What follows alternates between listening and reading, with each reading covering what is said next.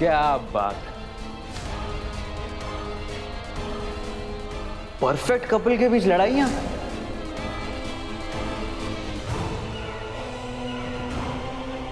तुम दोनों के बीच के जो रिश्ते की परफेक्शन है वो कम हो गई है क्या? क्योंकि जब से मैं यहाँ पे आया तुम दोनों लड़ ही रहे हो। कहीं ऐसा तो नहीं कि मेरे और मानवी के घर में आने से तुम्हारा और विराट का रिश्ता टूट रहा है? ऐसी गलतफहमी पालना भी मत तुम। मेरा और विराट का रिश्ता बहुत मजबूत है। एक सच्चे रिश्ते में ना बहुत जरूरी होता है कि एक दूसरे के नजरिए को समझे, ये नहीं कि एक दूसरे की हाँ में हाँ मिलाते रहे।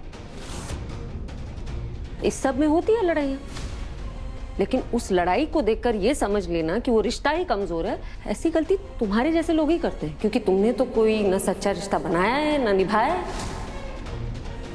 एक सच्चे रिश्ते में ना ईमानदारी की जरूरत होती है, तुम नहीं समझोगे।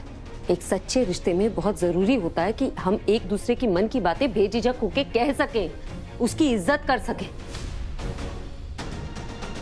मानवी ने तो कोशिश की थी ना, दवाई देकर विराट को कोशिश की थी ना हम दोनों को अलग करने की। कर पाई क्या वो? नहीं हुए ना अलग। हमारे रिश्ते की जीत तो तुमने खुद अपनी आंखों से देखी है, अब क्या बकवास कर रहे हो? मैं पता नहीं तुमसे क्यों बोल रही हूँ ये सब। मुझे तो पता है तुमने कभी रिश्ते में कभी सच्चाई देखी नहीं ना, सिर्फ छल देखा है। और मैं जानती हूँ वीर, ये जो तुम्हारा और मानवी का रिश्ता है ना, ये भी सिर्फ एक छलावा है।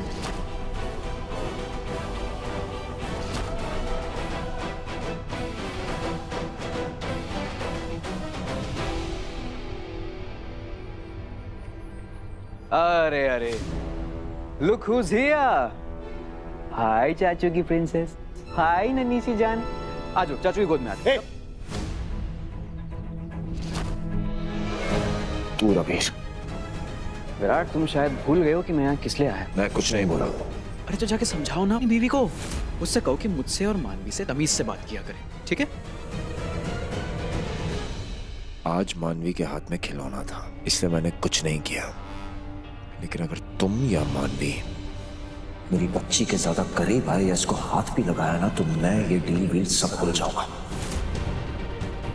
कोई फर्क नहीं पड़ेगा मुझे डील का।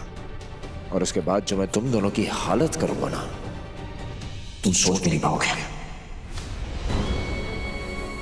विराट ऑनेस्टली एक बात बोलूं, तुम इस वक्त किसी भी पोजीशन में नहीं हो कुछ करने के।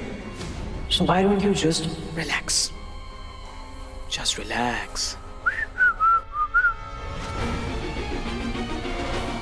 विराट अमीर की बदतमीजी क्यों बर्दाश्त कर रहे हैं?